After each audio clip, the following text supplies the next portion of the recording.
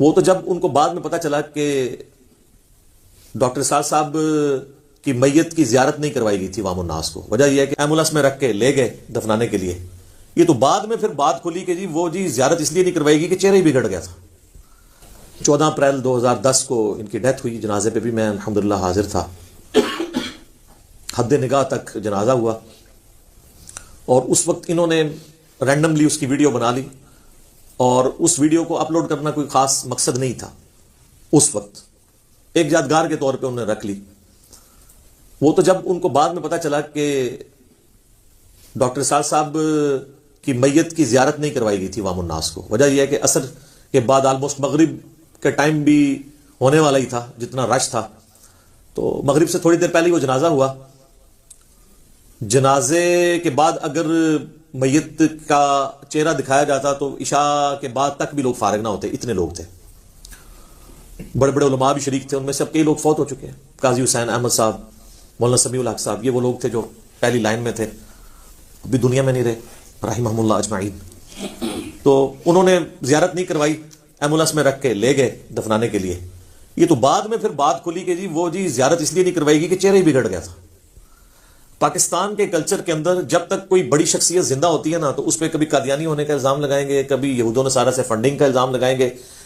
کبھی الزام لگائیں گے کسی مدرسے سے نہیں پڑھا ہوا، اور مدرسے سے پڑھا ہو تو کہتے ہیں یہ گمراہ ہے، اور اس کے بعد پھر یہ بھی الزام لگا دیتے ہیں کہ جی اس کے مقاصد کچھ اور ہیں، کوئی نیا فرقہ بنانے آیا ہے، کبھی کہہ دیں گے اس کا استاد کوئی نہیں ہے، اور اس سے بھی بڑھ جائیں گے تو کہیں گے کہ یہ تو عنقریب دعوی نبوت کر دے گا، اور کبھی یہ کہہ دیں گے یہ تو مہدی ہونے کا دعویٰ کر دے گا۔ اچھا، وہ زندگی میں ان سارے فتنوں سے بچ کے جب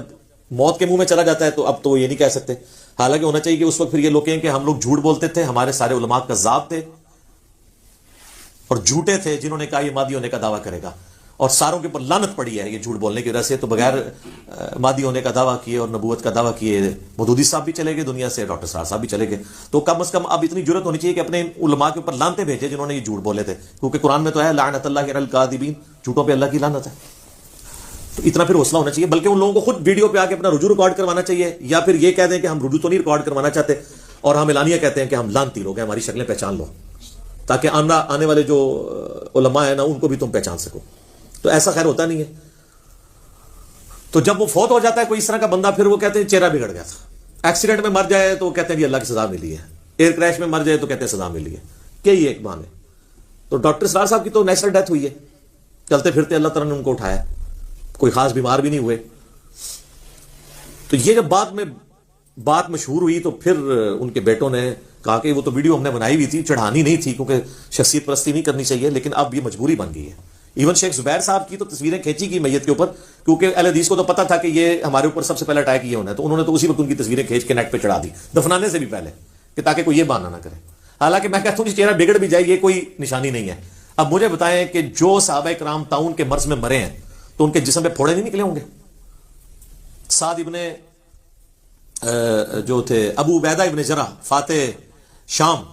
جنگ یرموک میں، ان کی وفات تو طاعون کے مرض میں ہوئی ہے، معاذ ابن جبل کی طاعون کے مرض میں ہوئی ہے، یزید ابن ابی سفیان کی موت جو ہے وہ طاعون کے مرض میں ہوئی ہے، تینوں صحابی ہیں۔ تو ہم کیا کہیں گے نعوذ باللہ وہ جو ہے وہ ان کے اوپر کوئی عذاب آ گیا تھا؟ ایسا نہیں ہے۔ تو پھر انہوں نے مجبوراً ویڈیو اپلوڈ کی تاکہ لوگ دیکھ لیں جی ہاں جی اب کوئی اور معنی بنانا ہے تو۔ بلکہ مجھے تو یہاں تک یعنی